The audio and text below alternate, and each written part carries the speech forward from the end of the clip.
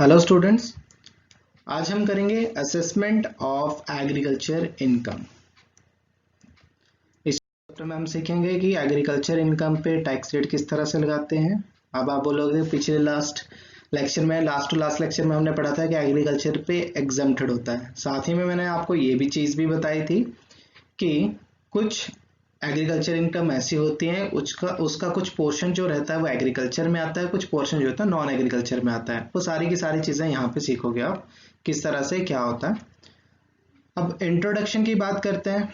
Introduction agriculture income की, तो agriculture is the main part of the Indian economy.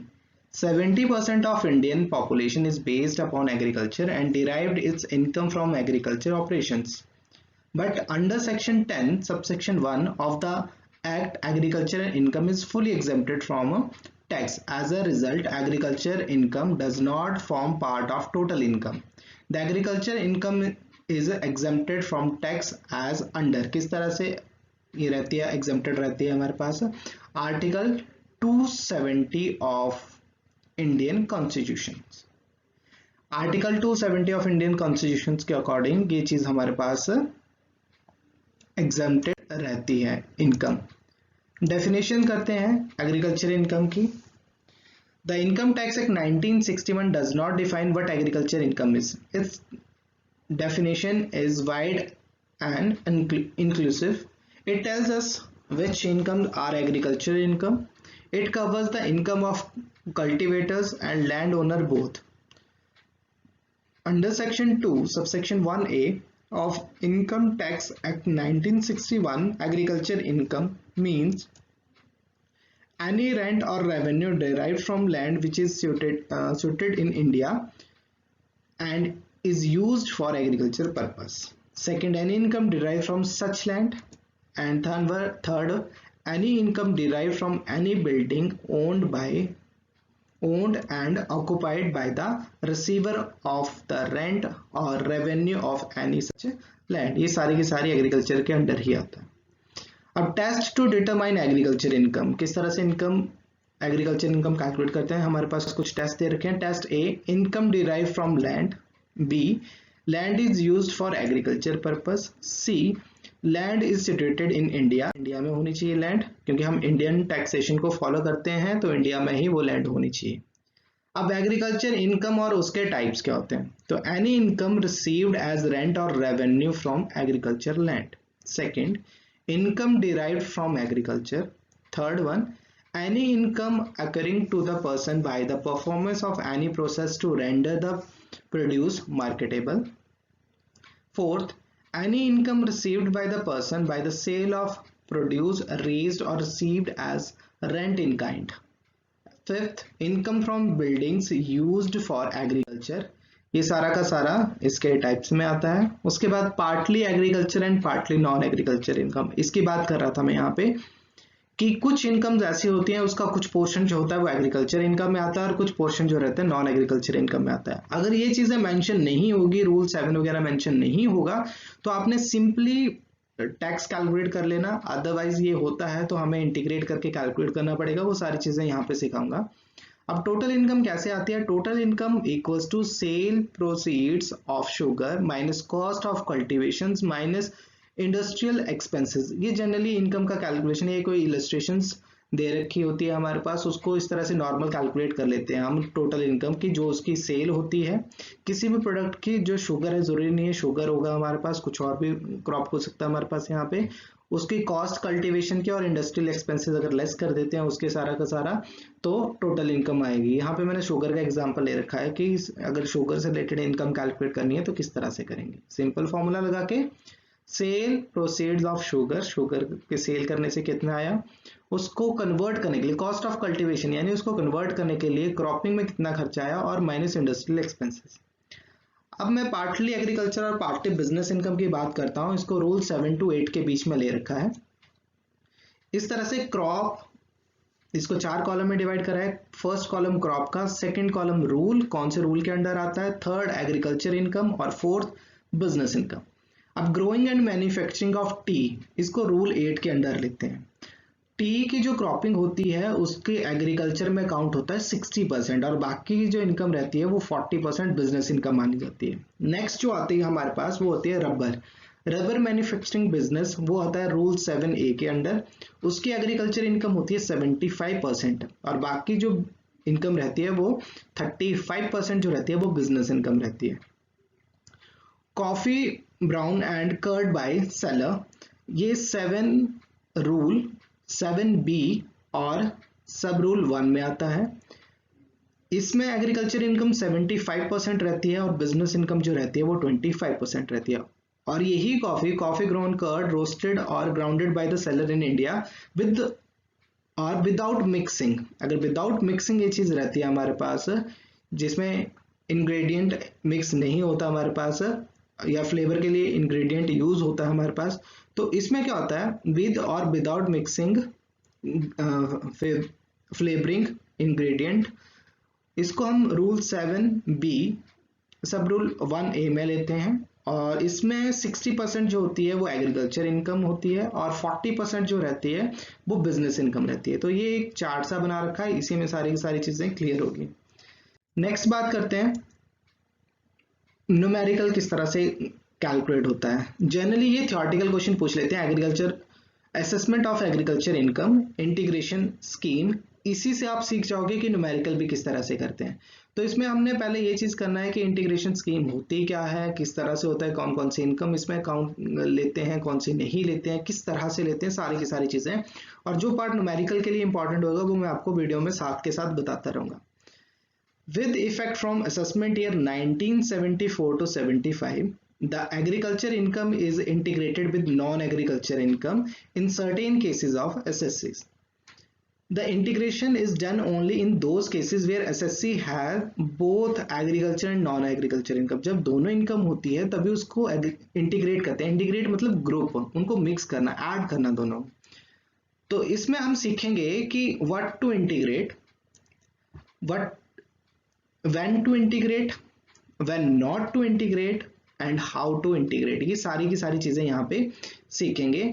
और ये जो लास्ट में हाउ टू इंटीग्रेट जो है वो सबसे इंपॉर्टेंट है न्यूमेरिकल के लिए। इसमें जो कुछ स्टेप फॉलो होंगे वो जब न्यूमेरिकल करेंगे उसके लिए वो सारे के सारे काम आने वाले हैं। तो स्टार्ट करते हैं व्हाट टू इंटीग्रेट से। अब क्या इंटीग्रेट करना है हमने, non agriculture income, it is the computed in total income of SSC as per the provision of Income Tax Act 1961. And second, net agriculture income, it is the agriculture income computed in accordance with the rules laid down under section 2 subsection 1A of the Income Tax Act 1961 and rule 7 and 8 of the Income Tax Rule 1962. अब section 2 subsection 1A के according तो आपको पता है सारा सारा exempted होता है, लेकिन सेकंड चीज आपको ये भी पता है रूल 7 और 8 में कुछ इनकम जो होती है वो बिजनेस इनकम में भी आती है। कुछ पोर्शन जो होता है जैसे टी, कॉफी, रबर, 3 चीजें ऐसी होती है जो रूल 7 से 8 तक कवर करता है। तो उसमें कुछ पोर्शन जो होता है उसका भी रहता है, बिजनेस इनकम का भी रहता है, तो हमने दोनों को ऐड करके उसमें से लेस कर देते हैं बाद में। सेकेंड चीज है व्हेन टू इंटीग्रेट। इंटीग्रेट कब कब कर सकते हैं, जब हम क्वेश्चन करेंगे तो कब कब इंटीग्रेट कर सकते हैं, ये चीज ध्यान रखना। Integration is done in case of individual, जब इंडिविजुअल का केस दे रखा होगा तब हम इंटीग्रेट करेंगे। कोई HUF होगा, हिंदू अनडिवाइडेड फैमिली वाला केस होगा तब हम करेंगे। एसोसिएशन ऑफ पर्सन, AOP या फिर BOI बॉडी ऑफ इंडिविजुअल होगा, या लास्ट हमारे पास आर्टिफिशियल ज्यूडिकल पर्सन होगा तब भी हम उसको इंटीग्रेट कर सकते हैं। सेकेंड आता है आपका स्लैब। अब किस तरह से integration is done only if non agriculture income of all person mention above exceeds exemption limit in the relevant previous year. अब लिमिट आपको पता है इंडिविजुअल की होती है 2.5 लाख की, उससे ज्यादा होनी चाहिए तभी वो टैक्सेबल होगा। सेकंड जो होता है वो सीनियर सिटीजन को 3 लाख तक एग्जेम्प्टेड होता है, यानी उससे ज्यादा होना चाहिए। और सुपर सीनियर सिटीजन 5 लाख, उससे ज्यादा होना चाहिए। Third, integration is done only if net agriculture income of all these persons exceed rupees 5,000 in the relevant previous year। ठीक है, अगर 5,000 से ज्यादा होगी तभी इंटीग्रेट कर देते हैं, अदरवाइज नहीं करते। when not to integrate, इसका बिल्कुल अपोजिट कर देंगे कि इंटीग्रेट कब नहीं करते। तो integration is not done in case of firm. अब जो हमने पहले कर लिया, उसके अलावा जो भी आएगा, चाहे फर्म होगी, चाहे कंपनी होगी, चाहे कोऑपरेटिव सोसाइटी होगी, चाहे लोकल अथॉरिटीज होगी, इन केसेस में हम इंटीग्रेशन करेंगे ही नहीं, इंटीग्रेट करेंगे ही नहीं उनको। Second, no integration if non agriculture income of all person mention earlier does not exceed, अगर 2.5 लाख से ज्यादा नहीं है, 3 लाख से ज्यादा नहीं है, या 5 लाख से, यानी इंडिविजुअल की 2.5 लाख से ज्यादा नहीं है तो इंटीग्रेट करने की जरूरत नहीं है। सीनियर सिटीजन की 3 लाख से इनकम ज्यादा नहीं है तो इंटीग्रेट करने की जरूरत नहीं है। और उसी केस में सुपर सीनियर सिटीजन की अगर 5 लाख से ज्यादा इनकम नहीं है तो आपको इंटीग्रेट करने की जरूरत नहीं है। उसके बाद बारी आती है हमारे पास थर्ड की, no integration if net agriculture income does not exceed ₹5,000 in relevant previous year, अगर 5,000 से ज्यादा इनकम नहीं होती तो आप इसको इंटीग्रेट नहीं करोगे। और व्हेन टू इंटीग्रेट में आपने पढ़ा कि अगर 5,000 से ज्यादा होगी तो हम इंटीग्रेट करेंगे, मतलब इसके अपोजिट था। नेक्स्ट, हाउ टू इंटीग्रेट, सबसे इंपॉर्टेंट चीज है। इसी को अगर आप ध्यान से कर लोगे तो इससे रिलेटेड जितने भी न्यूमेरिकल होंगे वो सारे के सारे आप आराम से कर सकते हो। लेकिन जनरली क्वेश्चन में यही पूछा जाता है, थ्योरी क्वेश्चन ही आता है कि असेसमेंट ऑफ एग्रीकल्चर इनकम में, तो आपने सारे पॉइंट लिखने होता है कि असेसमेंट ऑफ एग्रीकल्चर इनकम होता क्या है, उसमें what to integrate, when to integrate, when not to integrate and how to integrate सारा लिखना होता है। और जब न्यूमेरिकल कैलकुलेशन होती है, हाउ टू इंटीग्रेट के जितने भी पॉइंट्स हैं अगर ये सारे सीख लेते हो तो आराम से न्यूमेरिकल कर सकते हो। फर्स्ट स्टेप क्या होता है इसमें कि आपने एग्रीकल्चर और नॉन एग्रीकल्चर इनकम दोनों को प्लस कर देना। सेकंड में क्या करना, जो आपके पास टोटल इनकम आएगी दोनों को ऐड करके उस पे आपने टैक्स कैलकुलेट कर लेना। थर्ड आपने क्या करना है, सिर्फ एग्रीकल्चर इनकम, जैसे फॉर एग्जांपल आपका क्वेश्चन में दे रखा है कि एक कोई इंडिविजुअल है और उसकी एग्रीकल्चर इनकम 3 लाख थी और उसकी नॉन एग्रीकल्चर 5 लाख थी, तो आपने उसकी सिर्फ एग्रीकल्चर इनकम 3 लाख वो ऐड करनी, प्लस आपकी इंडिविजुअल की एग्जम्पशन लिमिट कितनी होती है, मतलब जिस पे टैक्स पे नहीं करना होता, वो होती है 2.5 लाख की। तो आपने 3 लाख एग्रीकल्चर इनकम प्लस जो उसका रेट रहेगा वो 2.5 लाख। अगर वो सीनियर सिटीजन होगा तो वो 3 लाख ऐड कर देना, अगर वो सुपर सीनियर होगा तो 3 + 5 ऐड कर देना। उसके बाद आपने ये जो थर्ड स्टेप की इनकम जो कैलकुलेट करी, net agriculture income plus exemption limit, जो भी अकॉर्डिंग टू क्वेश्चन, चाहे वो इंडिविजुअल होगा तो 2.5, अगर senior citizen 3, super senior citizen 5 lakh plus agriculture income, उनमें ऐड करके जो इनकम आएगी थर्ड स्टेप में उस पर आपने टैक्स कैलकुलेट करना। फिफ्थ स्टेप में आपने क्या करना है, दोनों टैक्स को सब्ट्रैक्ट करना है, यानी जो सेकंड टैक्स था, सेकंड स्टेप में जो आपने टैक्स कैलकुलेट करा था एग्रीकल्चर प्लस नॉन एग्रीकल्चर पे, उसमें से आपने फोर्थ वाला टैक्स लेस कर देना, जो net agriculture income plus exempted limit पे जो टैक्स कैलकुलेट करा। क्यों? क्योंकि आपको पता है कि एग्रीकल्चर इनकम पे टैक्स नहीं लगता अंडर सेक्शन 10(1) के अकॉर्डिंग, ठीक है। उसके बाद सिक्स्थ स्टेप है आपका रिबेट अंडर सेक्शन 87A। अगर आपकी नॉन एग्रीकल्चर इनकम जो रहती है वो 5 लाख से कम होती है, ये वाली इनकम नॉन एग्रीकल्चर इनकम अगर 5 लाख से कम है तो आपको 12,500 का या फिर जो जितना आपका एक्चुअल टैक्स होगा रिबेट मिल जाएगी, विच एवर इज लेस, ठीक है। दोनों में से जो कम होगा, जैसे फॉर एग्जांपल यहाँ पे टैक्स जो है वो आपका सिर्फ 10,000 ही बनता है, लेकिन आपकी एग्जम्पशन लिमिट 12,500 है, तो आपको 10 का 10 पूरा लेस हो जाएगा। इट मीन्स 12,500 12,500 तक आपको टैक्स पे करने की जरूरत नहीं है अगर आपकी नॉन एग्रीकल्चर इनकम 5 लाख से कम होती है तो। लेकिन आपकी टैक्स लायबिलिटी जो बनती है वो आपकी 10,000 रुपये बनती है और नॉन एग्रीकल्चर इनकम 5 लाख से कम है, तो आपका 10 का 10,000 कम हो जाएगा, ना कि 12,500, ठीक है। मतलब 10,000 या फिर 12,500 विच एवर इज लेस जो होगा वो लेस कर देना अगर हमारे पास 5 लाख से इनकम कम होती है तो। अगर वो ज्यादा होती है हमारे पास तो कोई रिबेट नहीं मिलेगी। उसके बाद नेक्स्ट पॉइंट आता है हमारे पास सरचार्जेस का। सरचार्जेस आपको पता है अगर 50 लाख से ज्यादा होगी 1 करोड़ के बीच में तो 10%, 1 करोड़ से ज्यादा होगी 2 करोड़ के बीच में तो 15%, 2 करोड़ से ज्यादा होगी लेकिन 5 करोड़ से कम होगी तो 25%, और 5 करोड़ से अबव होगा तो 37% के सरचार्जेस लगेंगे अगर क्वेश्चन में इतनी ज्यादा इनकम दे रखी होगी तो, अदरवाइज नहीं लगना। उसके बाद आपने ऐड करना होता है हेल्थ एंड एजुकेशन सेस जो होता है 4%। ये मैंने बताया था आपको, प्राइमरी एजुकेशन सेस होता है, हायर एजुकेशन सेस होता है हमारे पास, and senior higher and senior secondary cess होता है। उसके बाद हमारे पास हेल्थ सेस होता है हमारे पास।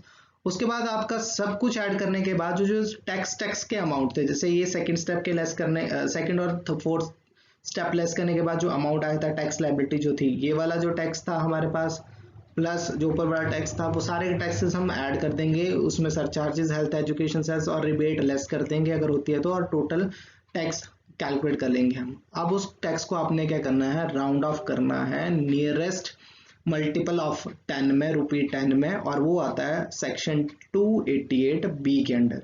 इसी के साथ के यहाँ पे हम ये वीडियो खत्म करेंगे। अगर वीडियो पसंद आई तो आप लाइक करो, सब्सक्राइब करो, और इससे रिलेटेड कोई क्वेश्चंस आते हैं तो कमेंट करो। और